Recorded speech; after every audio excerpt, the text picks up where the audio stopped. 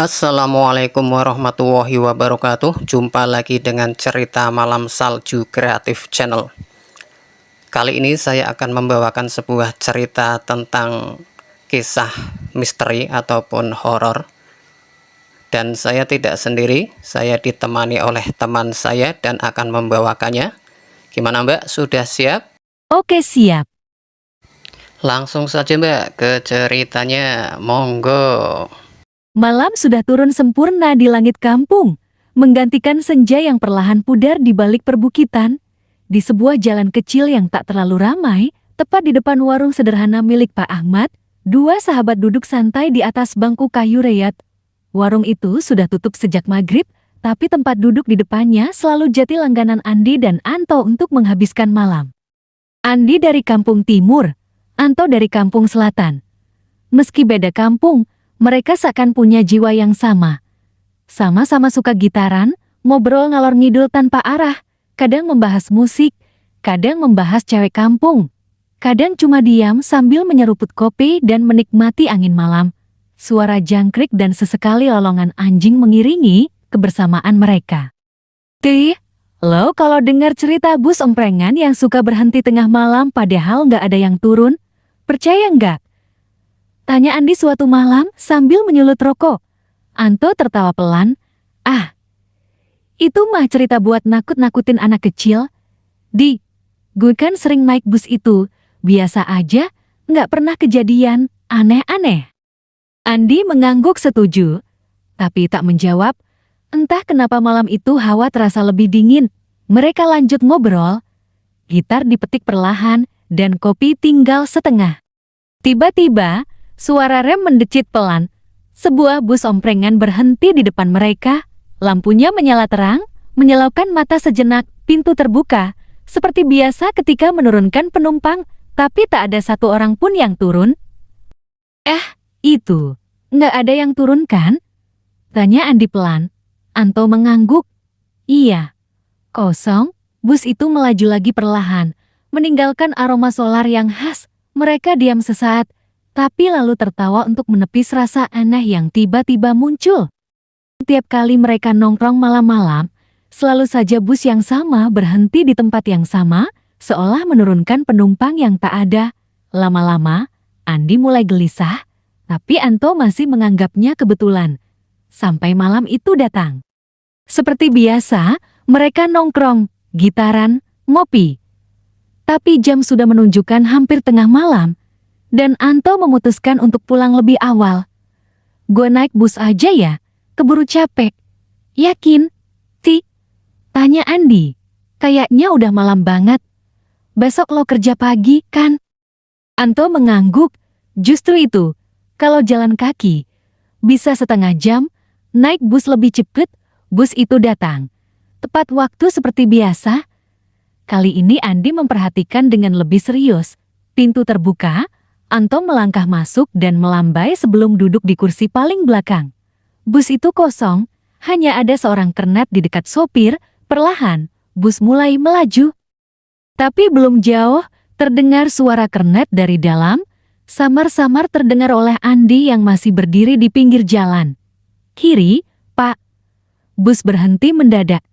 Andi memicingkan mata, mencoba melihat siapa yang turun. Lagi-lagi, tak ada satupun penumpang terlihat. Di dalam bus, Anto juga bingung. Ia melongo ke sampingnya. Masih kosong. Mas, tadi siapa yang turun? Tanyanya pada kernet. Kernet menoleh dengan wajah datar. Lo, tadi di samping mas kan ada dua cewek. Nggak lihat. Anto diam. Jantungnya berdegup kencang. Dua cewek. Iya, pakai baju putih. Duduk diam aja dari tadi. Saya pikir temannya mas. Perlahan, Anto menoleh ke kursi samping. Kosong. Tapi, bau melati menyeruak tiba-tiba. Samar tapi menusuk. Pundaknya terasa dingin, dan entah kenapa. Ia merasa ada yang sedang memperhatikan dari belakang. Dengan tubuh kaku, ia meminta berhenti dan turun di persimpangan terdekat. Langkahnya cepat, hampir berlari menembus gelap menuju rumah. Malam itu, ia tak bisa tidur. Pikirannya dipenuhi bayangan dua sosok perempuan misterius yang dikatakan Kernet tadi. Asoknya, Anto mendatangi Andi. Gue ngalamin sendiri, Di. Andi yang sedang menjemur baju menoleh cepat. Apa maksud lo? Anto bercerita, pelan tapi jelas. Wajahnya pucat, matanya sembab. Gue duduk sendirian. Tapi Kernetnya bilang di samping gue ada dua cewek. Cewek, Di. Gue nggak lihat siapa-siapa, tapi dia bilang mereka turun. Kayak beneran ada.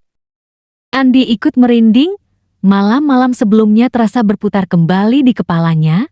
Semua yang dulu ia anggap kebetulan, kini terasa nyata. Mereka duduk di depan warung Pak Ahmad. Tempat bus itu selalu berhenti.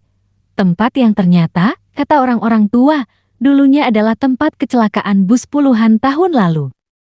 Satu bus terjun ke jurang, semua penumpang tewas, dan sejak itu, banyak yang bilang kalau arwah penumpangnya masih naik bus omprengan, pulang ke rumah yang tak pernah mereka capai.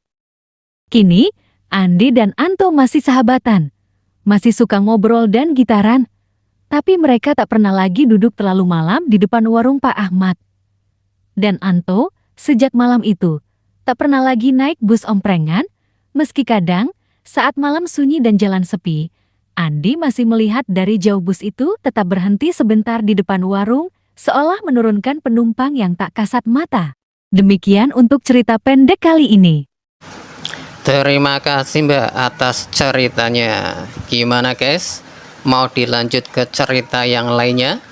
Kalau masih mau, ini ada cerita yang lainnya lagi teman-teman. Kita simak saja. Monggo Mbak, kita lanjut. Oke, nggak pakai lama. Pak Mulyadi, seorang pria paruh baya dengan wajah ramah dan tubuh yang mulai dimakan usia. Siang hari, ia menjajakan kue putu keliling kampung. Malamnya, ia adalah penjaga malam sebuah gedung tua milik pemerintah daerah. Pak Mulyadi bangun pagi-pagi, ia berwudu, lalu duduk sebentar di beranda sambil menyeruput teh buatan istrinya. Pak Mulyadi bangun pagi-pagi, ia berwudu, lalu duduk sebentar di beranda sambil menyeruput teh buatan istrinya. Pak Mulyadi tersenyum.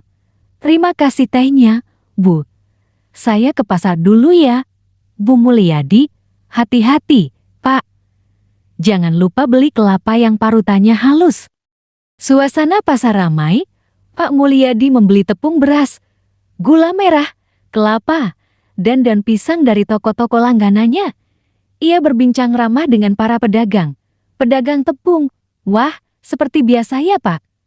Buat kue putu, Pak Mulyadi? Iya, alhamdulillah masih ada yang beli. Suara khas uap dan siulan dari panci kue putu terdengar. Pak Mulyadi keliling sambil mendorong gerobak. Kue putu, hangat. Kue putu, anak-anak dan ibu-ibu keluar rumah, membeli. Senyum Pak Mulyadi tak pernah hilang dari wajahnya. Pak Mulyadi pulang, duduk di depan rumah. Istrinya menyodorkan teh dan kue kecil. Bu Mulyadi, gimana? Pak, kuenya habis. Pak Mulyadi tersenyum lega. Alhamdulillah, habis semua. Bu Mulyadi, anak-anak lagi belajar bareng teman-temannya. Pak, ada tugas sekolah. Pak Mulyadi mengenakan jaket, lalu naik motor tuanya menuju gedung tua. Ia tiba, masuk ke pos jaga. Duduk tenang sambil memandang ke arah jalan. Jam menunjukkan pukul 10 malam. Sebuah bus kota berhenti perlahan di depan gedung. Pak Mulyadi memperhatikan, tak ada penumpang yang turun. Bus melaju kembali. Ini bukan pertama kalinya ia melihat hal ini. Pak Mulyadi dalam hati heran. Tiap malam ada bus berhenti, tapi nggak pernah lihat siapa yang turun. Suatu hari, Pak Mulyadi harus pergi keluar kota mengurus keperluan keluarga. Malam itu ia tak bisa berjaga, digantikan oleh temannya. Pak Mulyadi duduk di dekat Kernet. Mereka ngobrol santai. Bus terlihat kosong, hanya beberapa penumpang. Tiba-tiba, bus berhenti perlahan, tepat di depan gedung tua tempat Pak Mulyadi biasa berjaga. Pak Mulyadi, loh, kok berhenti di sini? Kernet bus, ada yang turun, Pak. Pak Mulyadi, emoh percaya. Siapa yang turun? Saya nggak lihat siapa-siapa. Kernat bus, di belakang tadi ada satu keluarga. Bapak nggak lihat? Pak Mulyadi menoleh ke belakang. Kosong?